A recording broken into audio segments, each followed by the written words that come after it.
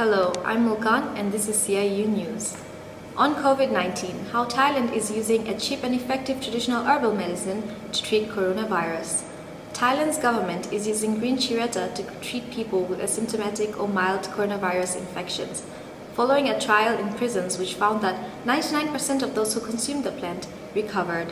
In jail for drugs, the pills this prisoner is now helping to make have been used to treat more than 69,000 offenders infected with coronavirus. The plant is dried and ground. The green powder is then packed into capsules before being shipped to nearby prisons. In a trial of 11,800 inmates with mild symptoms, the government claims around 99% recovered. It's a traditional herbal medicine commonly used in Thai homes to treat colds, but it is now playing a central role in the country's fight against COVID-19.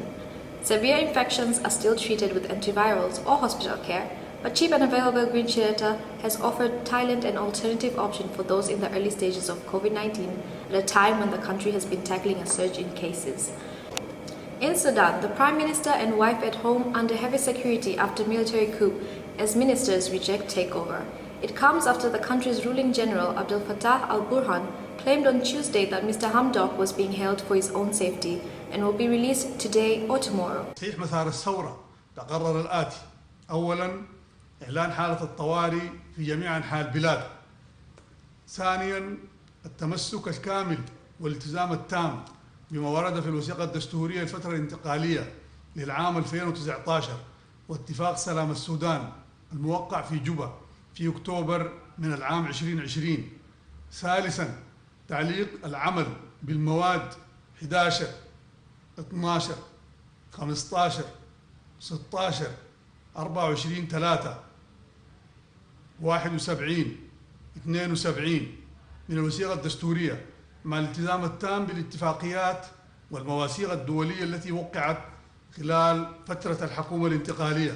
The Prime Minister's office earlier issued a statement voicing concerns about him and other officials who are believed to be detained.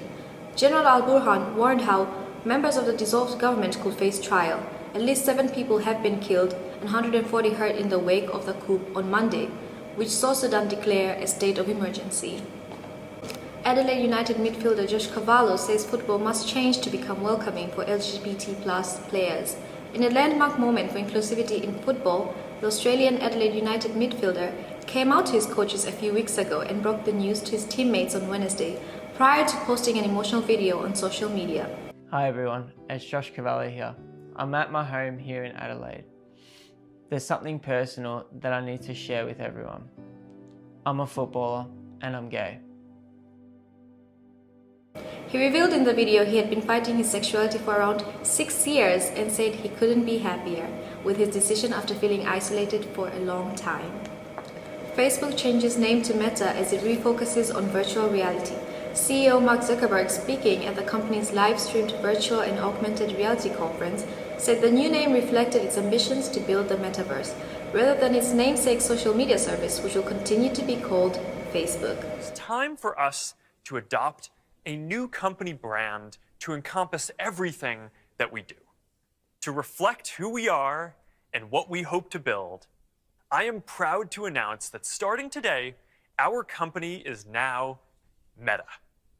The metaverse is a term coined in the dystopian novel Snow Crash 3 decades ago and now attracting buzz in Silicon Valley. Hey, and welcome to Connect. Today, we're going to talk about the metaverse, starting with the most important experience of all, connecting with people.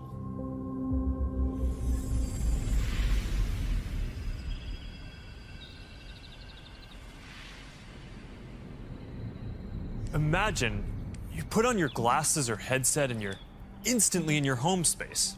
It has parts of your physical home recreated virtually, it has things that are only possible virtually, and it has an incredibly inspiring view of whatever you find most beautiful. Hey, are you coming? Yeah, just gotta find something to wear.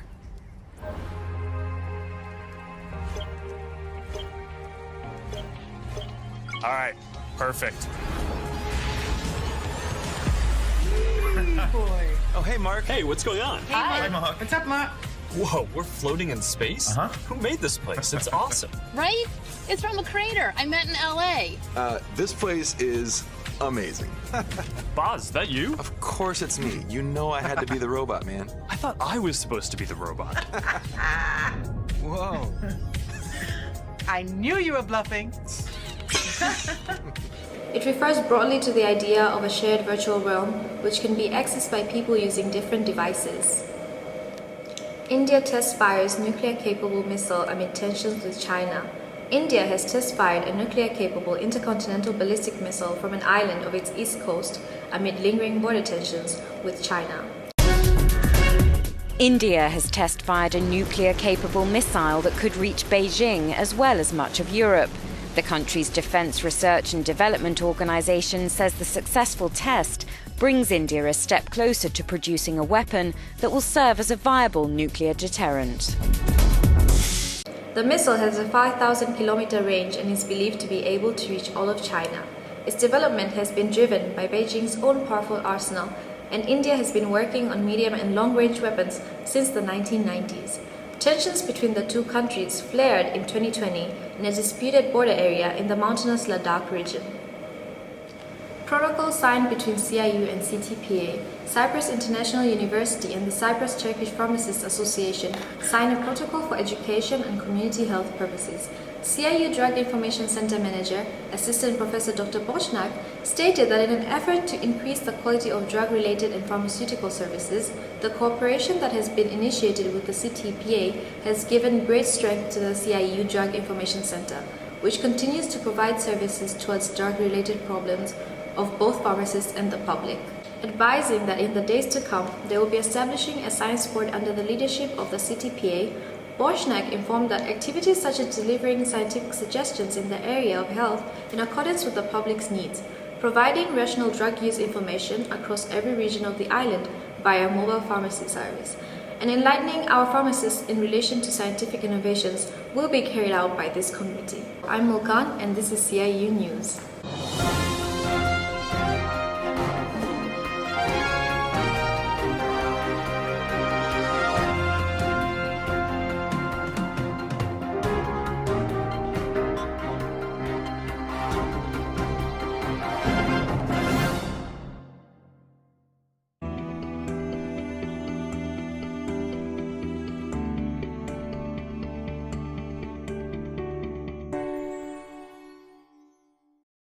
Hi, I'm May, and this is CIU Weather News.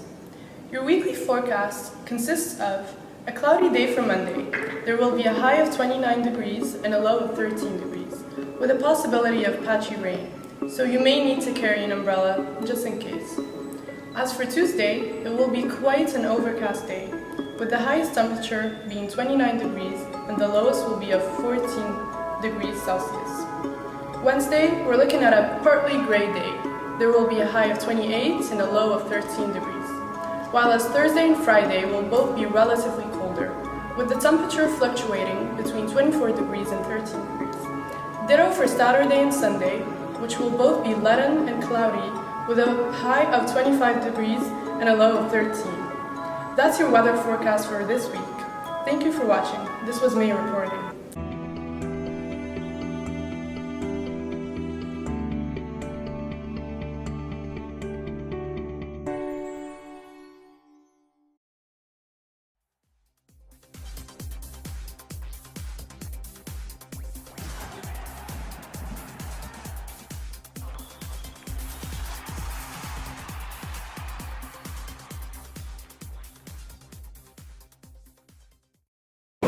I'm Talal and this is CIU Sport News.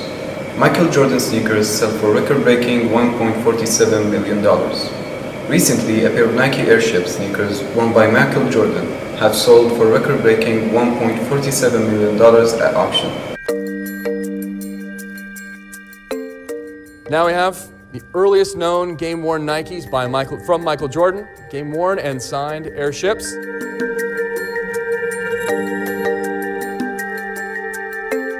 The basketball star wore the red and white sneakers during his 5th NBA game in his rookie season with Chicago Bulls.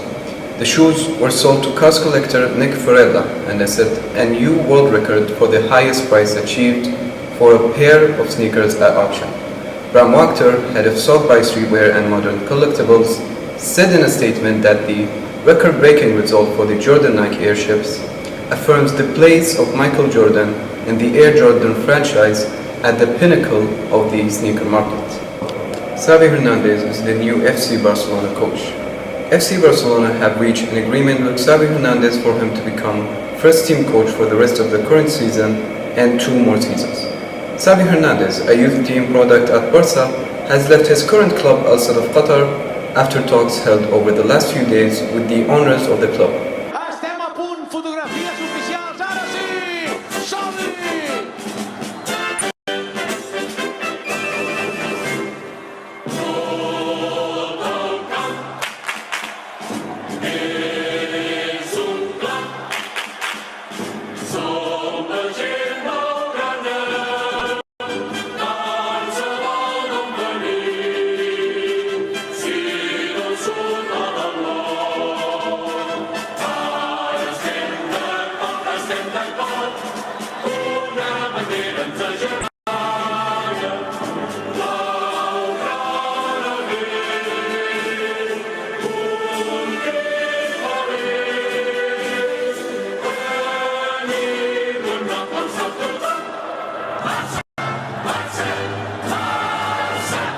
Regarding his coaching experience, Xavi played out the final years of his career at Al Sadd in Qatar, and after hanging up his boots in 2019, he became the team coach.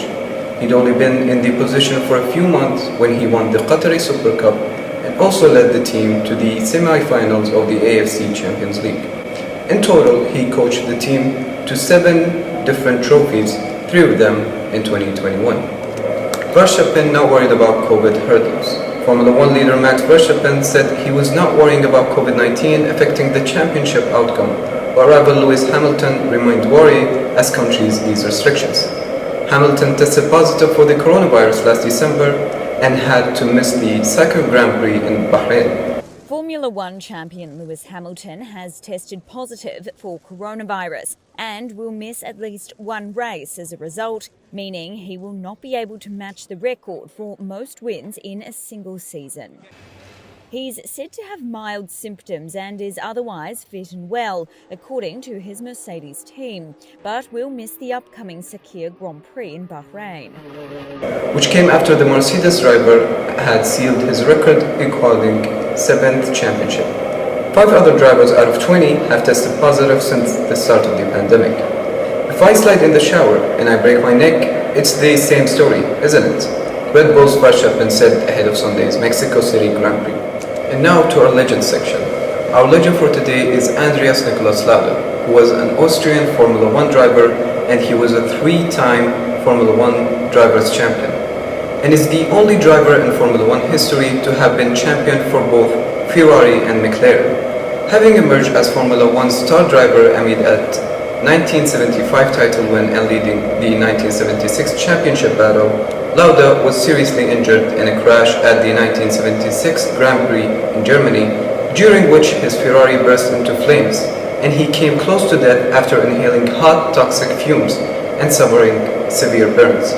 He survived and recovered sufficiently to race again just 6 weeks later at the Italian Grand Prix. He won his 2nd championship the year after.